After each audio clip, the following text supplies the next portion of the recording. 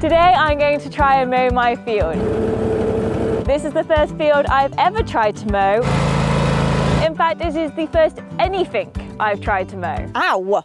A couple of months ago, I didn't even own any grass. And as long as I don't crash into a fallen tree, get stuck in the mud, fall down the slope, I should be fine. Probably. Now there is an ideal piece of machinery for mowing grass. That's a mower. We don't have one, we got a brush cutter. The reason we got a brush cutter is because we've got lots of land like this, which until I came in here with the brush cutter, you couldn't get at because it was covered in brambles. And we've still got acres of them going further back.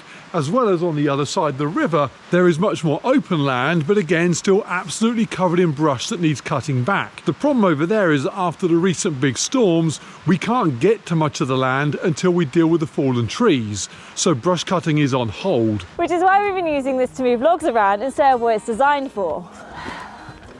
But grass is a bit like brush, so I reckon we'll be fine. Now a few days ago, I used the brush cutter just around here to clear a little bit of the ground so that we could film a video we were doing on using a log splitter versus an axe. And I got a bit carried away and ended up going all the way to the top of the field. In fact, I got so carried away, I thought I could actually cut the grass in the entire field, and then realised it would take me forever and was therefore a stupid idea. So I went and told Jen it'd be a great idea for her to do it. And it is a good idea. This field I see from my bedroom window every morning and it looks a mess. I am done with it being a mess.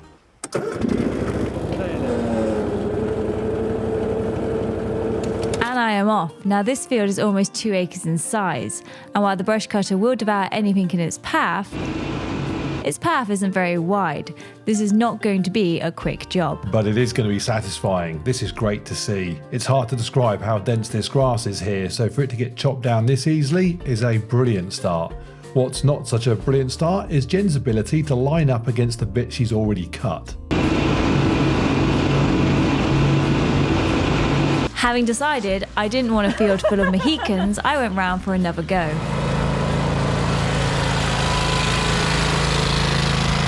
This might be a long day. And the reason we are only cutting on the way down the slope is because we weren't sure at first whether the machine would be able to power the cutting blades at the same time as struggling to get itself up the slope. But we soon realised it had no problems doing that at all, and we were able to leave the cutting blades down permanently and get through it lots faster.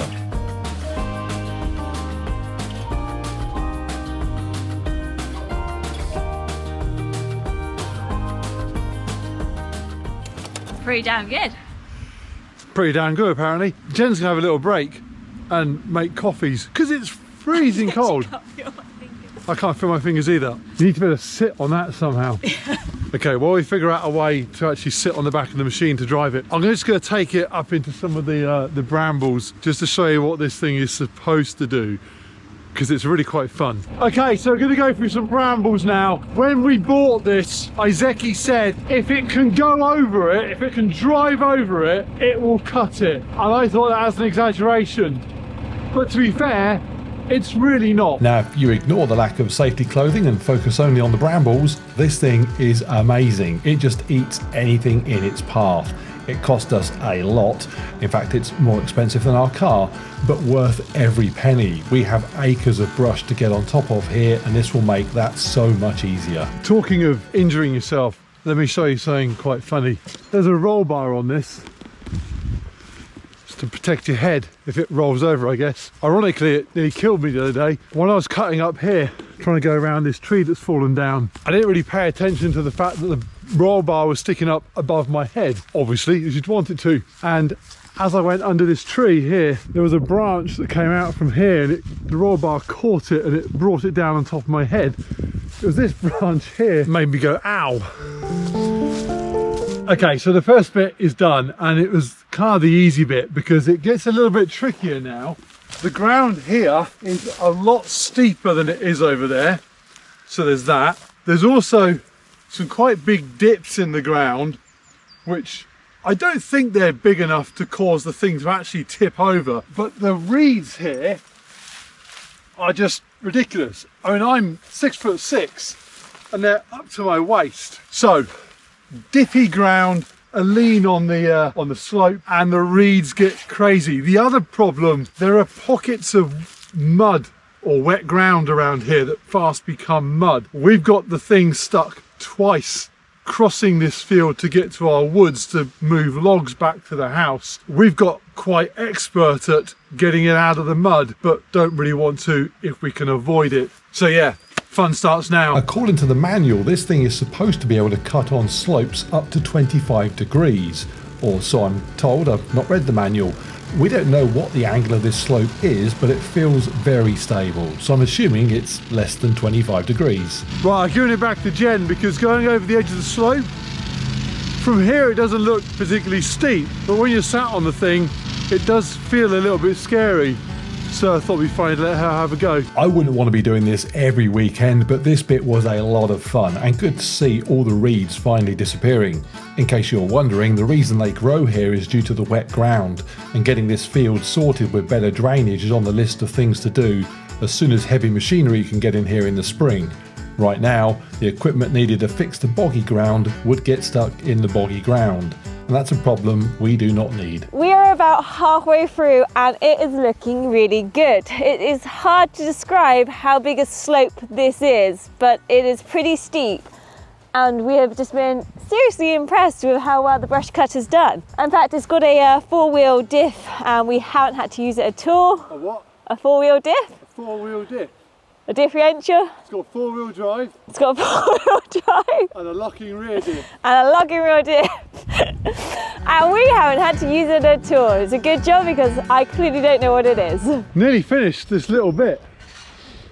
It is flying, although it is starting to get, in this middle section here, a little bit wetter. It's struggling going up the hill and cutting. If I turn the blades off and just drive it up the bit I've already cut, it flies up it fine. Coming down, it's flying. I'm having to back it off because it's going too fast down the side of the hill. So, just got this little bit to finish. Then we get into the tricky bit over here.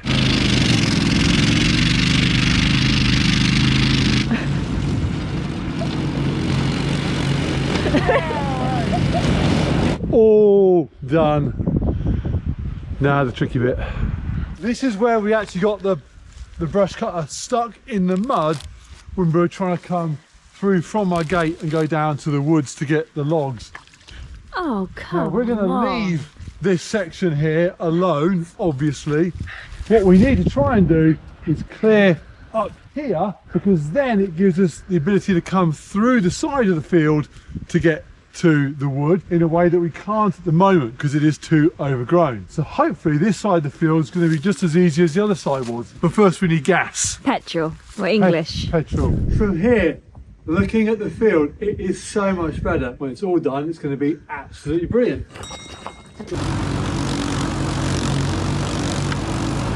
Okay, so this section is proving to be tougher. We're coming down through it, which is fine, and then going back up without the blades on the dry bit we've already done, because it's hard, if not impossible, to go up this section. It's too wet, the wheels are spinning up. It would get up there, but it would chew the ground up too much. So cut down, fly up. And while this is still a lot of fun, it is starting to get dark and cold, and that is taking the edge off the enjoyment. In the next couple of months, our small tractor will arrive and the brush cutter can stick to doing what it's great at, cutting brush, and the tractor can take over on jobs like this. Having said that, some of this field is getting fenced off for animals, and they'll make a pretty good job of keeping the grass down by themselves. Okay, so Mark has now taken over because it is freezing cold. I cannot feel my toes or my fingers anymore. And it's getting a little spicy now on that slope. Not only is it angling down like that, but occasionally you're on a little bit of a kilter too. So gonna let Mark risk his life instead of mine. So yeah, I'm gonna go head in for a coffee. It is getting a bit chilly, but not a million miles to go now. Okay, nearly done actually, not much more to do. A little bit here, and that's about it. And this right here, this is why I'm mowing this section downhill, because if I got stuck in that going uphill, I'm not getting out again. There are just sections on this side where the ground is just holding water in weird places, because I'm halfway up a hill here.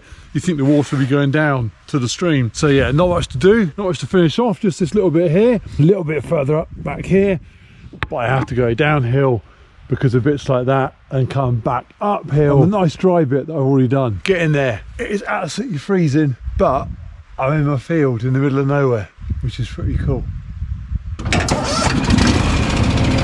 Finished. It's too dark to assess our work with the drone right now, so we'll do that in the morning. What I can assess is the temperature of my feet, which is absolutely frozen solid. It is Sunday morning and Mark finished up the field last night and I am now happy waking up looking at my field. Let's go have a proper look at it. So the middle is basically done. All we now need to do is tidy up around the edges, starting with this right-hand corner. This has all got to go as our new chicken coop is going to go here along with the new chicken run. So the old Cluckingham Palace and this pile of wood needs to be shifted. All these brambles along here need to go, but these low-hanging branches need to go first so we can actually get the brush cutter underneath without killing ourselves to be able to do so. Ow! This tree needs sawing up and turning into firewood. We didn't want to get too close to the neighbouring farmer's fence, so we're going to do this section here with the handheld brush cutter instead. And again, need to get into this corner, probably with the handheld to get to the perimeter properly. It is still very wet underfoot here. Same as the other side, we need to get rid of these low-hanging branches so we can get under here with the brush cutter. And stating the obvious, once we've sorted out the field, the next job is going to be sorting out the fencing. Here we need to figure out how to fence downhill, which is going to be interesting. Sorting out the bank of the stream is going to be a separate job to sorting out the rest of the field. More importantly though, at the bottom of this field is the issue of drainage, which is where it really needs sorting out, as this is where we previously got stuck and it's still, as you can see, ridiculously wet. Woo! But boggy bits and a few brambles aside, I am happy with my first go at mowing anything. Swim! Come on, let's go for a swim!